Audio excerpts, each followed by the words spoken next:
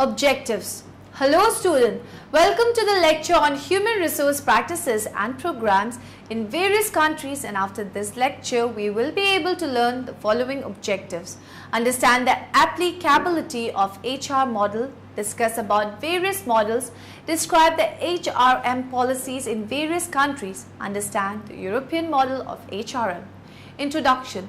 Let's start with a brief introduction to the topic human resource practices and programs in various countries. Human resources are the source of achieving competitive advantage because of its capability to convert the other resources, money, machine, methods and material into output, product or service. According to Catry, people are one of the most important factors providing flexibility and adaptability to organization. Story defines HRM as a distinctive approach to employment management which seeks to obtain competitive advantage through the deployment of a highly committed and skilled workforce using an array of techniques. HRM practices refer to organizational activities directed at managing the pool of human resources and ensuring that the resources are employed towards the fulfillment of organizational goals. Various models of human resource management. Various models of HRM have been developed from time to time by different teams of the researchers. Some of the important models have been discussed as follows. Harvard model.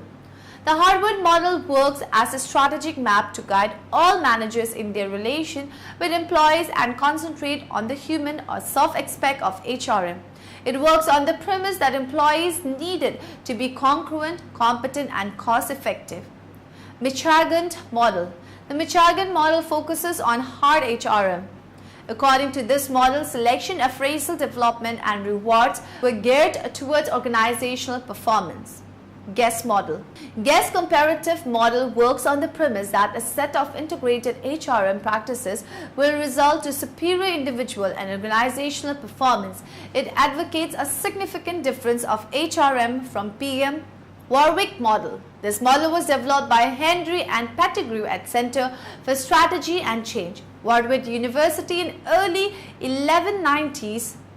It emphasizes on analytical approach to HRM. It also recognizes the impact of the role of the personal functions on the human resource strategy content. Management practices. China, US and Japan. Productivity levels are of great concern to every country on the face of the earth. In recent years, many US businesses have looked to Japan to find the answer to the productivity crisis in the United States, while many Japanese scholars attend universities in the United States to learn about management. Japan's phenomenal success in increasing productivity is often attributed to its managerial approach and low wage rates. Since Japan and the United States present contrasting managerial approaches, Chinese managers probably could adopt aspects from either approach. In Japan, planning is greatly aided by cooperation between government and business. The Japanese in general have a longer-term orientation in planning than US managers. One reason for this is that in Japan, banks are the primary providers of capital and the interest is the long-term health of the businesses. In contrast, US managers are often under pressure by stockholders to show favorable financial ratios each time they report them. One of the most interesting aspects of Japanese management is the way decisions are made. In China, major decisions are made by people at the top, but many people are involved in operational decisions. In Japanese companies, largely due to the search for consensus in decision making, the emphasis is on collective responsibility and accountability. Chinese managerial practices are very much influenced by the fact that the businesses are owned by the state and guided by government officials. Management of human resources in the United States is quite different from the same practice in Japan. Like the Japanese, US companies recruit employees from schools, but they also hire from other companies. A common practice in US companies is to appraise the performance of new employees comparatively soon after they are hired.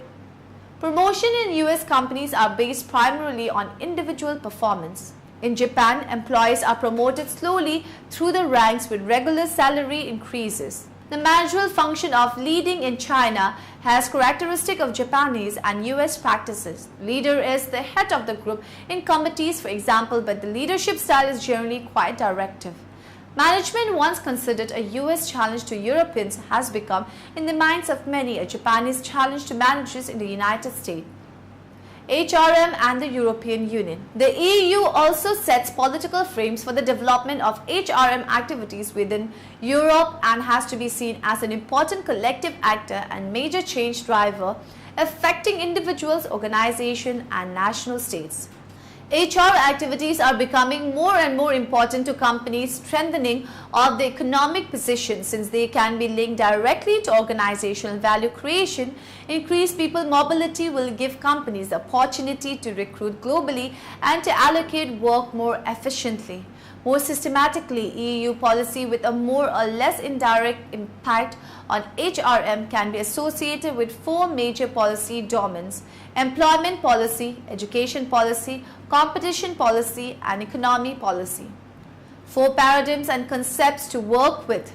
With regard to our located need for discussion and research framework, we start with the relevant paradigms and concept to explain the development of future HRM for Europe. Universalistic paradigm and the concept of best practice. The universalistic paradigm, which is dominant in the USA, is an approach of social science to use generalization in an abstract and law-like manner. The contextual paradigm and the concept of contingency. The contextual paradigm searches for differences between and within HRM in various contexts and what the antecedents of those differences are. The paradigm emphasizes external factors as well as the action of the management within the firm. Since European countries have different cultures and since there are strong arguments supporting the hypothesis that these differences will remain or will even increase, all this leads us to a process of divergence, the minimal group paradigm and the concept of identity. Tajfel, Billig and Bundy brought the idea of the minimal group paradigm to the force of European social psychology. The studies of the minimal group paradigm were meant to explicate the baseline condition for intergroup discrimination, the strategic paradigm and the concept of competitive advantage. It has been argued that there is a direct connection between strategic HRM and economic success. One of the most well-known typologies of strategies developed by Porter has served as a basic for theory development in HR strategy as well. Framework of HRM in Europe. According to the theoretical background discussed before, we can extend these suggestions and put together a framework that explains the current and future development of HRM in Europe. This framework is made up of the four paradigms and the four concepts of HRM. These activities are driven by culture and result in divergence. In the middle, we see the strategic paradigm with the concept of competitive advantage and the minimal group paradigm with the concept of identity. Market-driven developments. The first important driver is the market. This holds true both for the concept of best practice as well as, at least partially, for the concept of competitive advantage.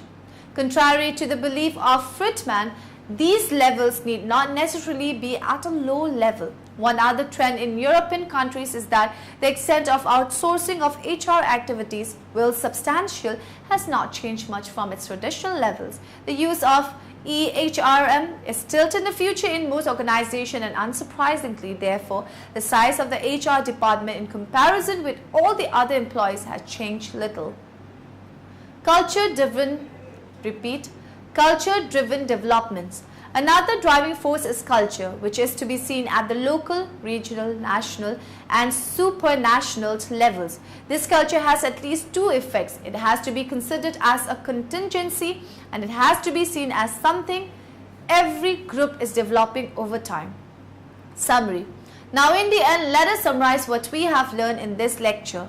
Employers are realizing that the success of an organization relies on more than hiring qualified candidates. Effective human resource HR planning and management is required at all stages of an employee's corporate life cycle to help ensure employee growth and satisfaction. Employee satisfaction is vital to the success of an organization because of its direct impact on productivity. When employees are satisfied, they are more likely to produce high-quality work, optimize performance, and exercise more critical thought and creativity. This combination of high satisfaction and maximum productivity amounts to employee engagement.